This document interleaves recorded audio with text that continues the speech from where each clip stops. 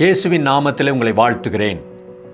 யாத்ராகமம் 14ஆம் அதிகாரத்தில் 13ஆம் வசனத்தில் மோசே இந்த ஜனங்க கிட்ட சொல்லும் பொழுது, நீங்கள் பயப்படாதுங்க, கலங்காதீங்க, நின்றுட்டு நீங்கள் சும்மா நின்று கர்த்தர் என்ன செய்ய போறாருன்றதை மட்டும் பாருங்க. இந்த நம்பிக்கை, இந்த ஒரு பலன் அவன்கிட்ட எப்படி வந்துச்சுன்னா, தேவன் அவனோடு பேசுகிறார். ஏன்னா அவன் கலங்கி நிற்கும் போது கடவுள் அவன் கூட பேசும்போது, நான் யெகோவா, நீ பயப்படாதே, நான் சர்வ வல்லமையுள்ள தேவன் சொல்றார்.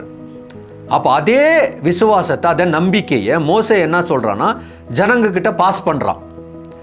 அப்போ நீங்க பயப்படாதீங்க, தேவன் பெரிய காரியத்தை செய்ய போறார், சர்வ வல்லமையுள்ள தேவன் சொல்லி அந்த ஜனங்களை தைரியப்படுத்துறான். அவர்கள் தைரியமாய் நின்று கர்த்தர் செய்த அற்புதத்தை பார்த்தாங்க.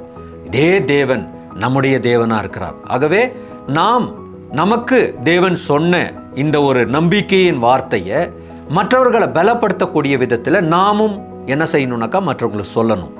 நம்முடைய குடும்பத்தை பலப்படுத்தணும், நம்முடைய பிள்ளைகளை பலப்படுத்தணும். ஏன்னா அவர் பெரிய காரியத்தை நம்முடைய வாழ்க்கையிலே செய்கிறார். கர்த்தர் இந்த வசனத்தை கொண்டு உங்களோடு கூட பேசுவாராக, உங்களை ஆசிர்வதிப்பாராக. ஆமேன்.